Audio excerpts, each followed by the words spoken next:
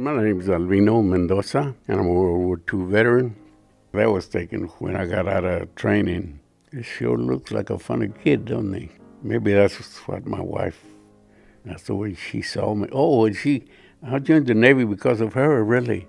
When I was leaving, she asked me where was I going. I said, I'm being drafted and I'm being recruited. And she said, well, don't go into the Army. Why don't you go into the Navy?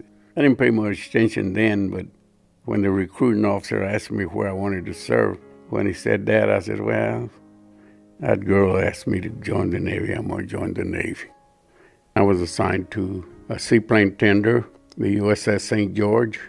Like anybody else, there was a lot of young men that first time away from home, and we really didn't know what the Navy was about or what ships were about or how the boats or ships were handled. Most of us were very uninformed. Everything that went by day, we was learning. I remember one specific night on a typhoon that hit us on the island of Okinawa. I was supposed to go up, but the man I relieved, he said that he had almost been blown out. So I went with my superior officer.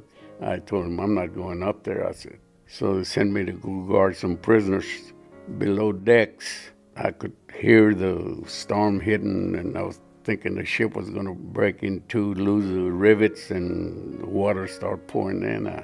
So I told a prisoner there, I said, listen, I'm going to let you out of the cage.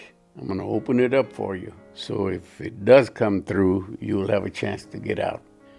So he said, well, I appreciate you doing that for me. I said, I don't have nothing against you. I'm just here guarding you. One of my friends asked me, Mendoza, I understand you're Mexican.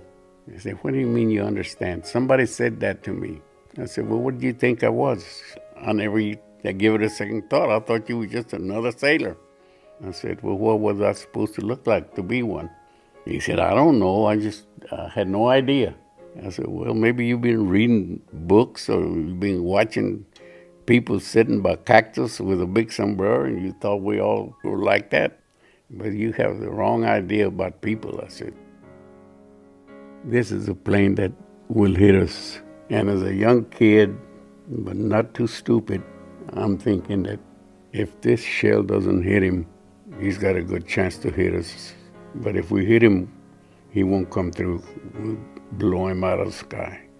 You can see the smoke of all the guns shooting at him. I was always worried in combat that I might not make it. I try to forget all about home, not think about them too much. But those are situations of life. Something like that can happen. I didn't get any scratches or anything. I come back with every toe and every finger and didn't get hurt except scared, except worried of whether I was going to survive or not. Tell you the truth, during the Battle of Okinawa, I was praying in my bed, giving thanks to God that I was safe and nothing had happened to me.